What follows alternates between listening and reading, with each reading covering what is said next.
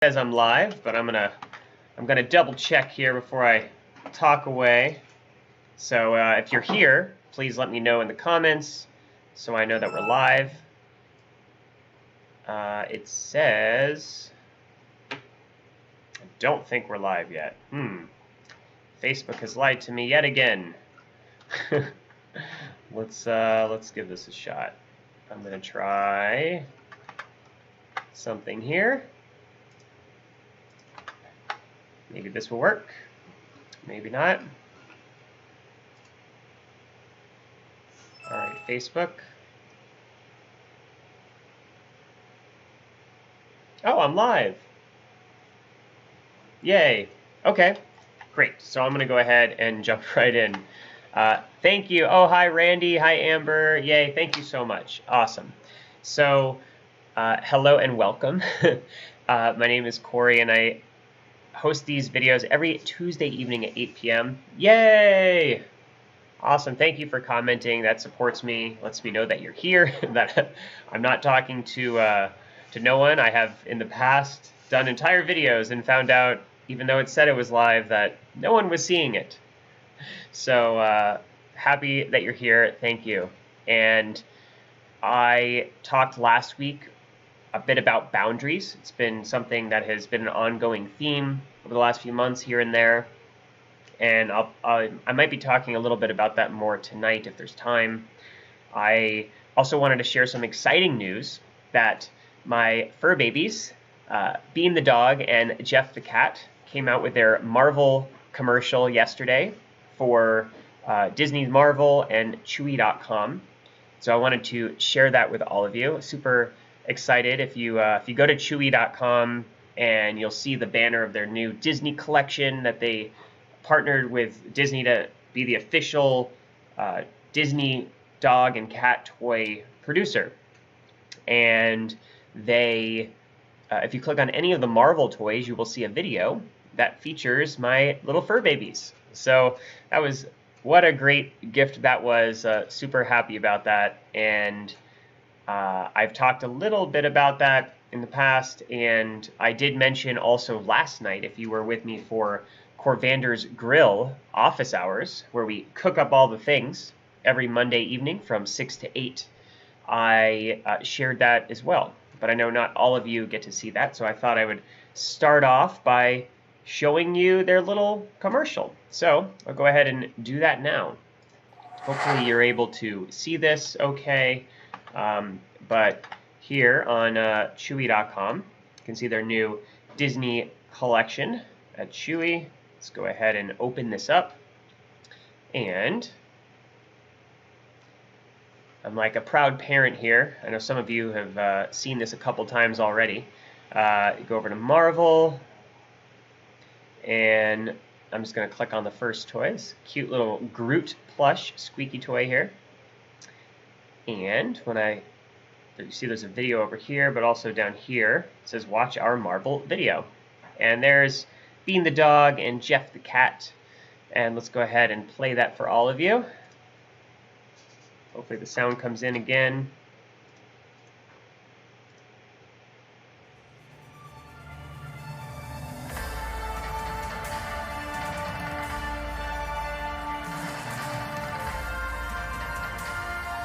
There's Bean the dog and Jeffrey. So cute.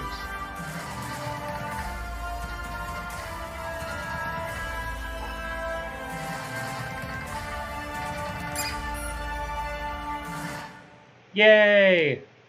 So happy, so proud.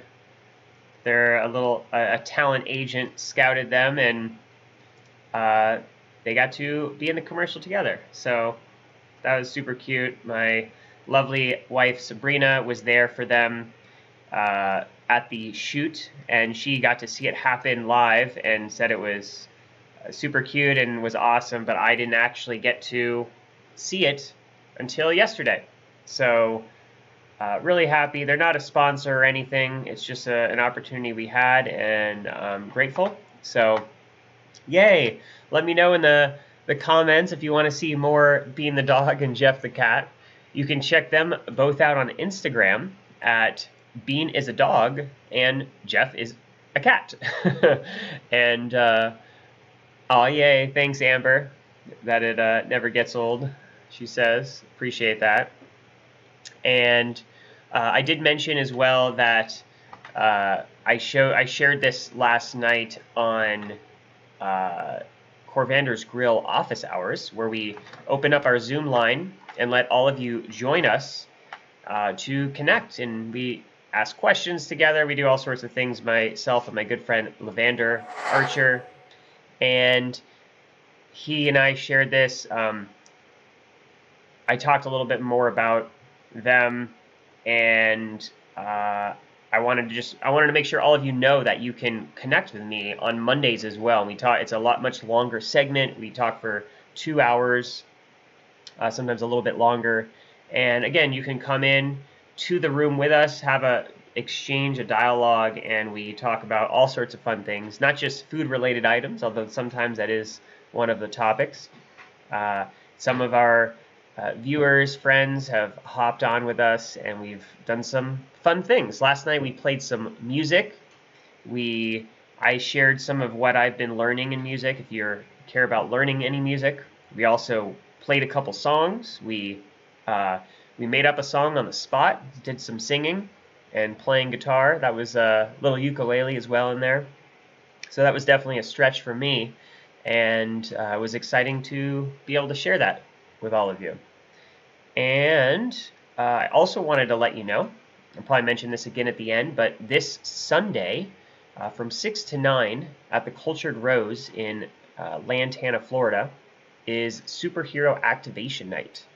And Lavander is starting a nonprofit where he already works with nonprofits through his Superhero Awakening group that he created on Facebook. And essentially what it entails is creativity and healing and service, right? Those are the values.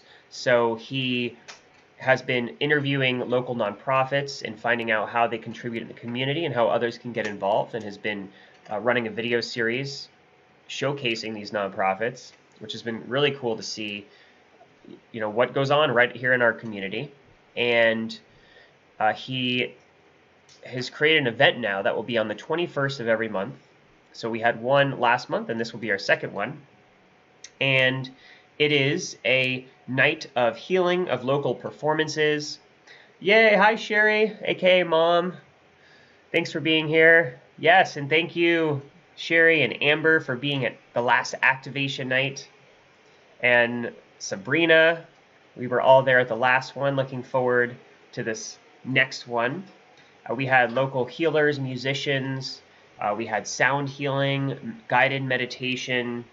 It was really great. We got to come together, and Sabrina was offering her incense blends, her custom water bottles, like this one, which I love, that she made for me, and altar cloths, bath soaks, all sorts of little healing crafts and blends and mixtures to increase your vibration and get activated. So hopefully you can join us there this Sunday, 6 to 8, and it is again at the Cultured Rose, just off the corner of Dixie and Lantana Road in Lantana, Florida. If anyone is unable to find, I think you should be able to find it in Google Maps or whatever your map app is of choice. And if not, I can also post the details. The event is floating around on Facebook, and I will be there. So hope to see you there. And with that, I think I wanted to talk for a minute about expectation and attachment to things. I know that I have probably talked about this in the past. It's something that we talk about in the Clarity Catalyst course, which I teach.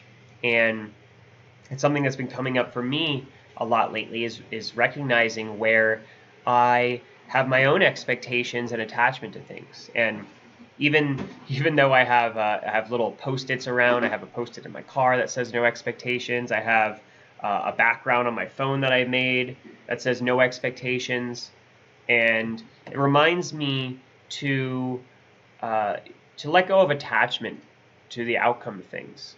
and to keep my intention, right, to focus on what it is that I'm committed to creating, my vision for my life, my relationships, my goals, my dreams, to have an intention, but to let go of the attachment, right, the expectation of what the outcome is going to look like.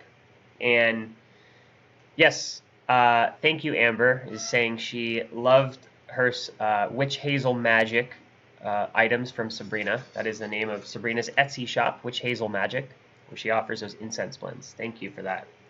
And so I've been noticing for myself that even in areas where I'm like, oh, no expectations, this is a big thing for me, but finding myself in certain situations becoming disappointed or being attached to things and not even being aware of it, right?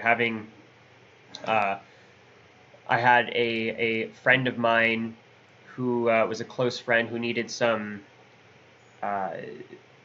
space for herself to, had nothing to do with me, but noticing that all of the attachment I had to the relationship with this person, like, oh, this is one of my close friends, and I didn't. I'm trying to find the right words here.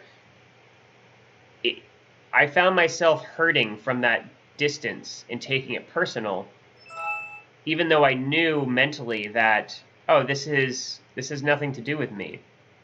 And it revealed to me where I have these expectations. Like, I'm expecting, this relationship to look a certain way, or this person to be around for a certain amount of time.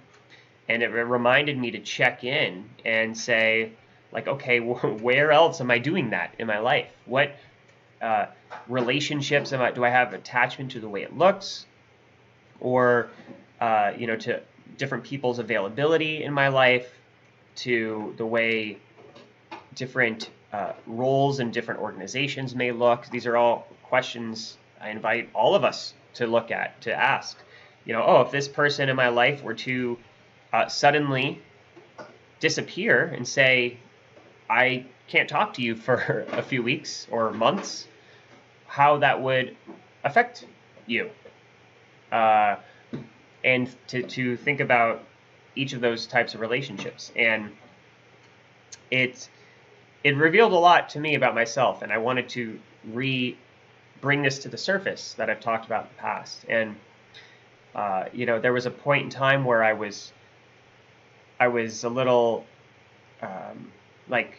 upset or feeling hurt about the whole thing, and but then there was an event coming up, and I was like, oh, I'm not sure I feel comfortable being around this person right now because they're taking their space, and I'll probably feel a little uncomfortable.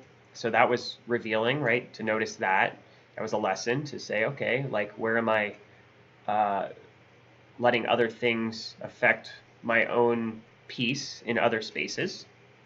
But then we had a conversation, and things were good again. And it was still like, it was right before this event, but things were good. And I was grateful to have this person back in my life, and was like, actually, you know what? I really do want this person there. And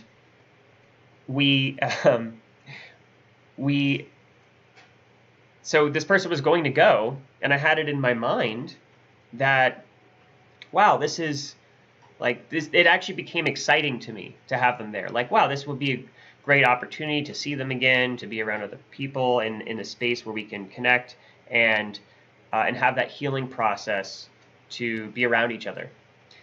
And as it turned out, the minute I pulled up to this event, I found out this person would not be able to attend.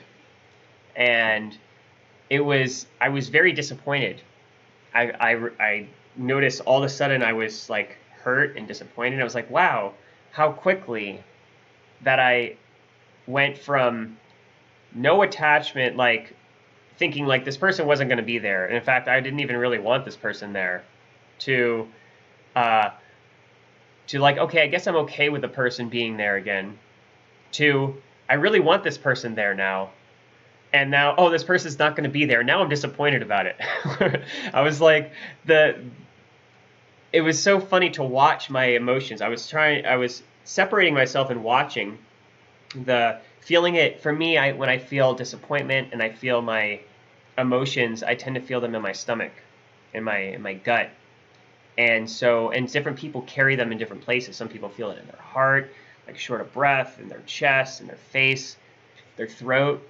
So for me, I noticed I was feeling it in my stomach, like this disappointment. Like it's as if I found out I was going to get a present from Santa as a kid, and then it turns out it's like, nope, just kidding. It's like something I never had in the first place, but then feeling like I was given it had been taken away. It's just like we see this with people. They've done so many psychology experiments where it's like, in terms of joy or satisfaction, when they've offered a prize for people in different experiments where it's like a cash prize. And, walking into the experiment, you have no money.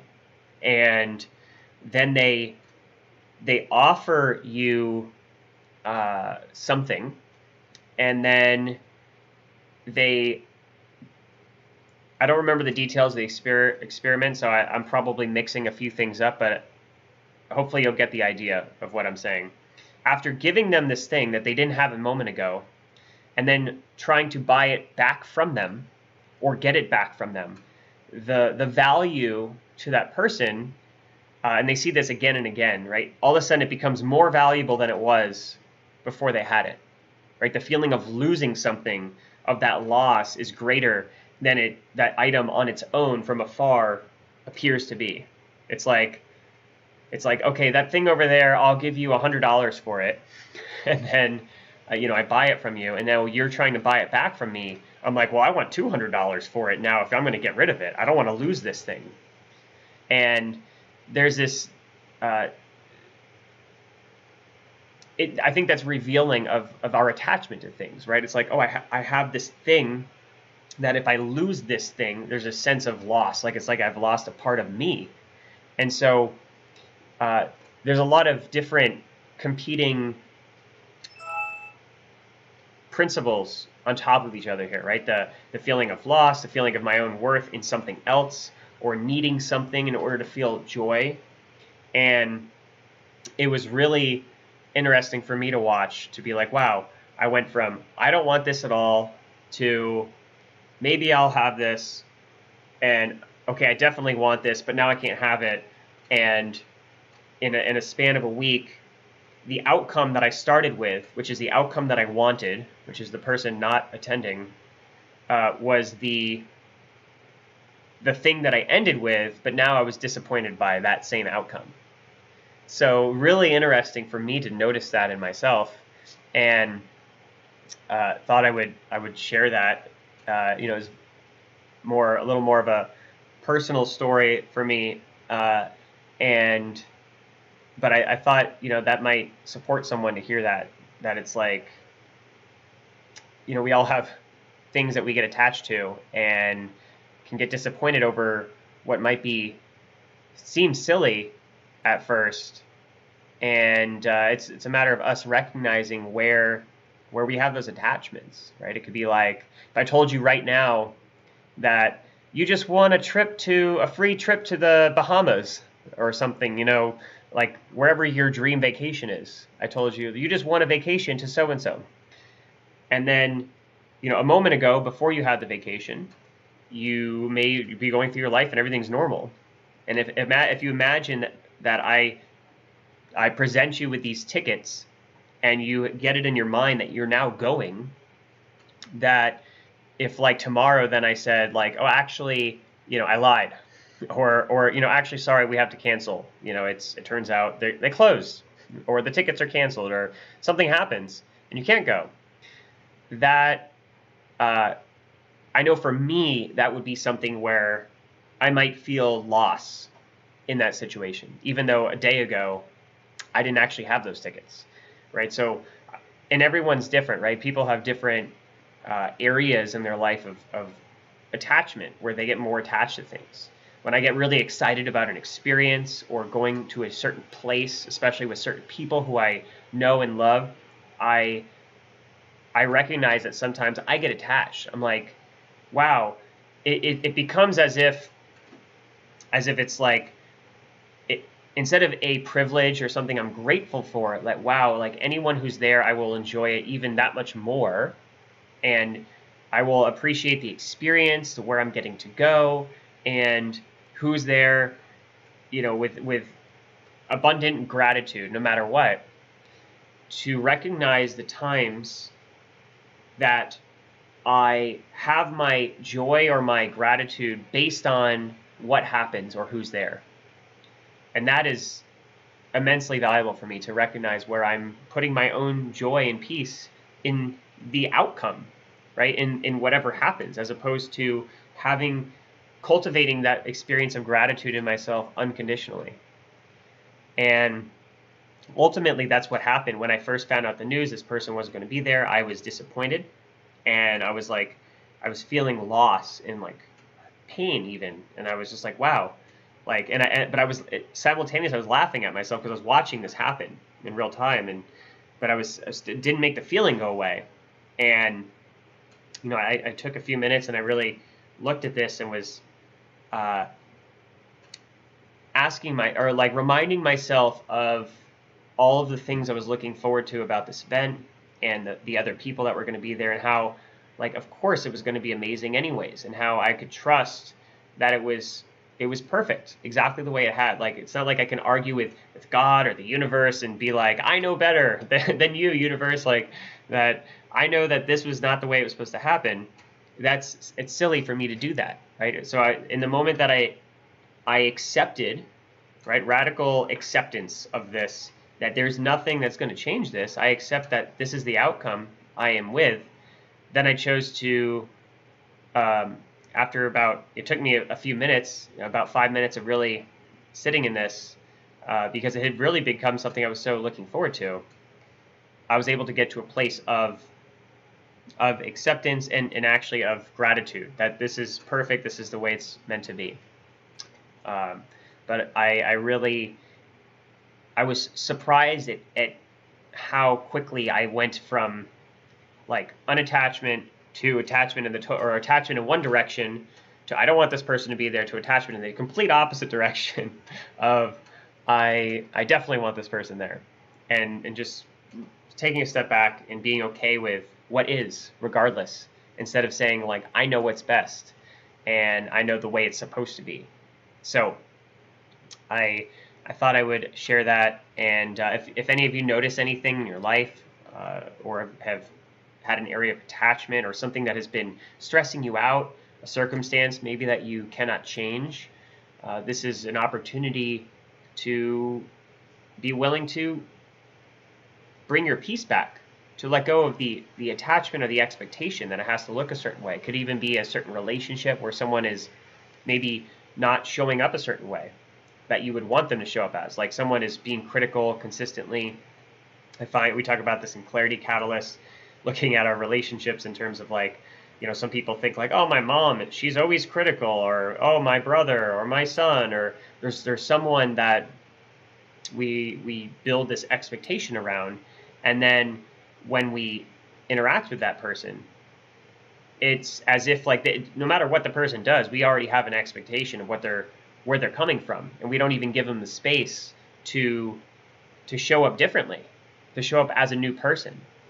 And we can miss out on healing those relationships, or miss out on the growth that maybe someone has had in our life by projecting onto them their past.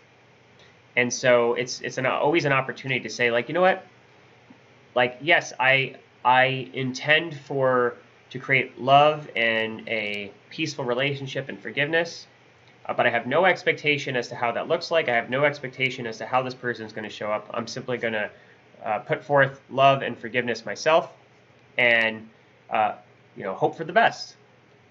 And it has been a immensely valuable tool for myself to do that again and again, and to remind myself that every moment is a new moment, and that no person is bound by their past, that no person is a fixed reality, that they in any moment can choose something. One day they may choose to be cranky, and the next day they may choose to be overjoyed. And just because they were cranky yesterday doesn't mean they're going to be cranky today. And so I don't need to punish them today for how they showed up yesterday, because ultimately, what does it do for me when I punish other people aside from hurt myself?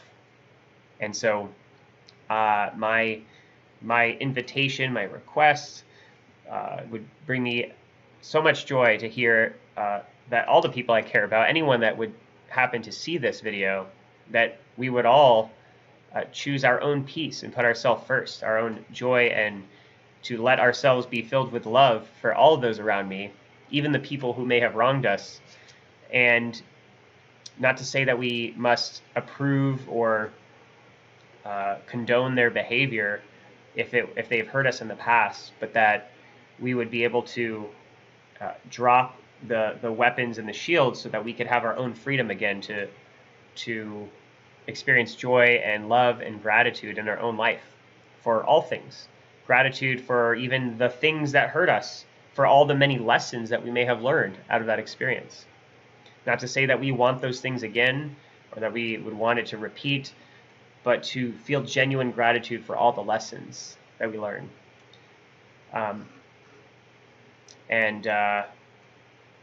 Yeah, I think that is all I will say about that. If anyone has any comments or has anything that you're recognizing or seeing in this, I would love to hear if there's a relationship or place in your life, a job situation, work situation, finance, where you notice attachment. It's funny, we talk in the Clarity Catalyst about when we get attached to a relationship, like looking a certain way, maybe we think we know what our ideal relationship or partner is going to look like, and it's like we're thinking it's going to be tall, dark, and handsome, and then short and chubby and hilarious shows up, and we would miss that person. Like, it could be the love of our life, and we wouldn't even know if we had an expectation of what they were supposed to look like. And so when we let go of expectations but keep the intention, keep the loving relationship, full of joy, compassion, forgiveness, whatever the values are that are important to you, keep the intention, but let go of the expectation of what it has to look like. Or you could be staring right over the love of your life's head and not even know it. Or you could run into the person who's going to bring you the business opportunity of your lifetime, just the thing you've been searching for, and you wouldn't even know if you were expecting it to look a certain way. And they're right here. But the moment we let go of the expectation, now all of a sudden everything becomes a possibility. I can see all the people around me, the opportunities, each person as an opportunity to create something new. And I think that's a beautiful place to stand, and it's something I always intend to stand in myself, is a space of openness, a space of non-attachment. And so I'm deeply grateful for the lessons I learned about myself and looking at the areas recently where I noticed my own attachments to things. And it's not to say that those things won't come up again for me. However, at least I'm aware that it's there so that I can have choice in the matter, choice over whether I allow those things to take my peace, choice over how I, rather than react, I can choose to respond and choose to come from my vision instead of what I'm avoiding, right? Or avoiding pain is not going to get me to my dream life. But walking towards love, even when I'm afraid of feeling pain, that is where the magic is for me, where the miracles are. When I walk towards the things that are important to me, towards love, towards peace, towards forgiveness, even when I'm feeling a certain kind of way about something, feeling maybe angry or hurt. And to bring it full circle, and what we've been talking about recently in regards to boundaries, some of these feelings for us can reveal our own boundaries that maybe we get to communicate and ask for things that we need from the people that we care about so that they can honor us, so that we can feel respected, have our dignity and not be sacrificing ourselves and feeling hurt over things where we can make requests, right? So all these things play together, and it's not so black and white that, oh, I'm never going to be hurt by anything because, you know, I'm not attached to anything. That may be true, but it doesn't mean that we shouldn't take care of ourselves and ask for the things that we need. Yes, yes, Amber. Definitely glad for the lessons, but certainly not always easy to keep moving forward, without a doubt. If anyone has any questions, by all means, let me know in the comments. I would love to hear about a particular experience. I think I'm going to save some of the extra boundary things for next week, but yeah, I'll leave it there. I will remind everyone again, this Sunday, the Cultured Rose on the corner of Dixie and Lantana, Florida. We will be getting activated for Superhero Activation Night. And I know a few of you in the comments already said you will be there or loved it last time. So hope to see you there.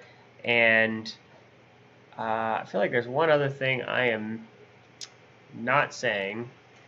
Corvander's Grill every Monday evening from 6 to 8, or every Monday evening 6 to 8. And if you haven't already, please go like our page. It would mean a lot. Facebook.com/Corvander's Grill.